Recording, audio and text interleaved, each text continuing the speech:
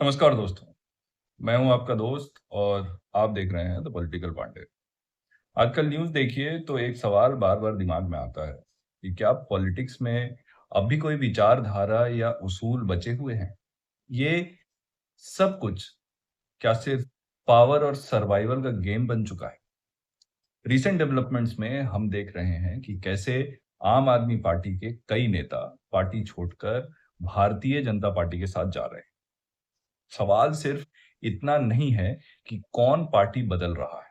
सवाल यह है कि ऐसा हो क्यों रहा है? क्या यह एक इंडिविजुअल डिसीजन है या फिर सिस्टम ही ऐसा बन चुका है जहां विपक्ष में रहना दिन भर दिन मुश्किल होता जा रहा है? मैं हवा में बात नहीं करता। आप ADR association for democratic reforms के डेटा को देखेंगे तो पता चलेगा कि हमारी पार्लियामेंट में काफी बड़े परसेंटेज के नेताओं पर क्रिमिनल केसेस रजिस्टर्ड है। जब सिस्टम में इतने लोग लीगल और पॉलिटिकल प्रेशर के अंदर होते हैं तो नेचुरली डिसीजन मेकिंग भी उसी हिसाब से होती है। और अब टाइमिंग देखिए, ये डेवलपमेंट तब हो रहे हैं जब पंजाब पॉलिटिकली एक सेंसिटिव फेस में एंटर कर रहा है। आम आदमी पार्टी वहां एक स्ट्रॉन्ग कंटेंडर, स्ट्रॉन्ग प्लेयर है, वहां उनकी सरकार है।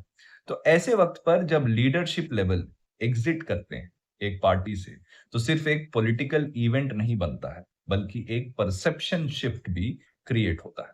पब्लिक के दिमाग में सीधा सवाल जाता है कि भैया अगर नेता ही इस पार्टी के स्टेबल नहीं है, ये घर ही स्टेबल नहीं है, ये पार्टी ही स्टेबल नहीं है, तो ये कल को सिस्टम स्टेबल सरकार कैसे बना पाएंगे? इस पूरे एनवायरनमेंट का एक और इम्पैक्ट है।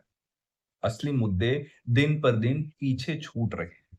टीवी डिबेट्स को देखिए तो इसमें एम्प्लॉयमेंट की बात, इकोनॉमी की बात बहुत कम सुनाई देती है और शोरगुल, नॉइज बहुत ज्यादा है। झाल मुड़ी का इतिहास बताया जा रहा है।